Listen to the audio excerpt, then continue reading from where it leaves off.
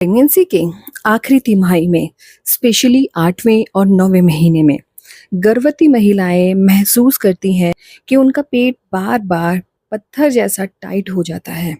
उस टाइट होने के साथ साथ हल्का हल्का दर्द भी आपको उठने लगा है।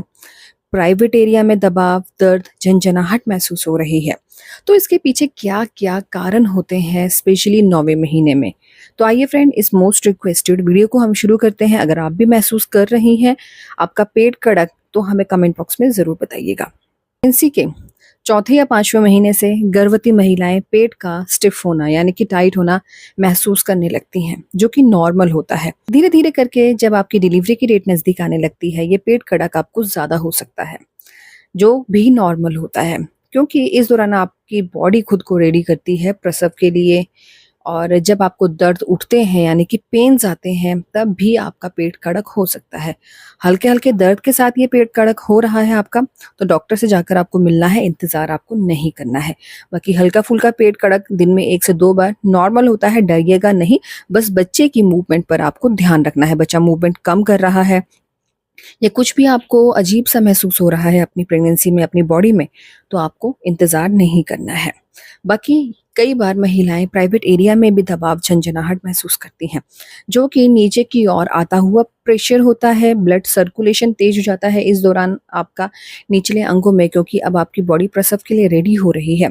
तो आपकी बॉडी खुद को रेडी करती है, बच्चा नीचे की ओर सर करता है, जिसका पूरा प्रेशर आपके प्राइवेट एरिया में निचले अंगों में आने लगता है, जिस कारण प्रेगनेंसी के 9वें महीने में ये दबाव, झंझनाहट योनि मार्ग में ज़्यादा होने लगेगा।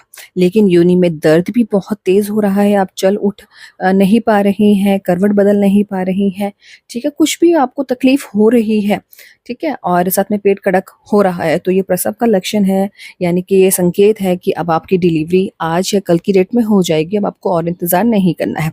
हल्का-फुल्का पेट का कड़क होना, हल्का-फुल्का दर्द आना या योनि में दर्द होना, ये नॉर्मल बात होती है। अगर आप डॉक्टर के पास जाते भी हैं, तो डॉक्टर आपको इंटरनल सर्विस चेकअप करने के बाद आपको घर भेज देते हैं।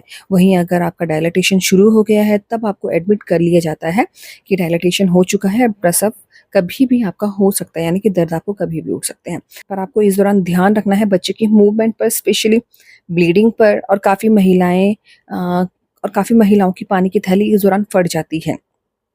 अगर आपके योनि मार्ग से कंटिन्यूअसली पानी निकलता हुआ नज़र आ रहा है, तो इसे नज़रअंदाज ना करें। तुरंत आपको हॉस्पिटल जाना है, या बलगम जैसा डिस्चार्ज आपको ज़्यादा आने लगा है, तब भी आपको जाकर तुरंत डॉक्टर से जाकर मिलना है। इस कंडीशन में डॉक्टर आपको चेकअप करते हैं, अल्ट्रासाउंड करवा सकते हैं कि क्या दिक्कत है। अगर पानी की थैली फूट जाती है, तो पानी चेक किया जाता है कि कितना फूटा, क्योंकि पानी कम हो जाए तो कई कंडीशन में बच्चा पेट में पॉटी भी कर सकता है घबराहट में। अगर आपका बीपी बढ़ा हुआ है, या बीपी मतलब कम हो चुका है, या किसी भी प्रकार की दिक्कत आपको आ रही है, तो घर पर आपको ज़्यादा इंतज़ार नहीं करना है, क्योंकि हमारे घर के बड़े बूढ़े कहते हैं कि आप हॉस्पिटल अगर पहले चले जाओगे तो सिज़ेरियन कर दिया जाएगा। ऐसा नहीं होता है। अगर आप घर पर वेट करते हैं और कॉम्प्लिकेशन बढ़ जाए, तब ज़रूर आपका सिज़ेरियन हो सकता है। कॉम्प्लिकेशन ना बढ़े, ठीक है, नॉर्मल डिलीवरी हो, उसके लिए आपको जैसे ही आपकी बॉडी में कुछ भी चेंजेज़ आपको नज़र आते हैं, तुरंत से हॉस्पिटल जाकर डॉक्टर से मिलना है। कौन सा महीना है आपका? कमेंट बॉक्स में हमें बताना बिल्कुल ना भूलिएगा।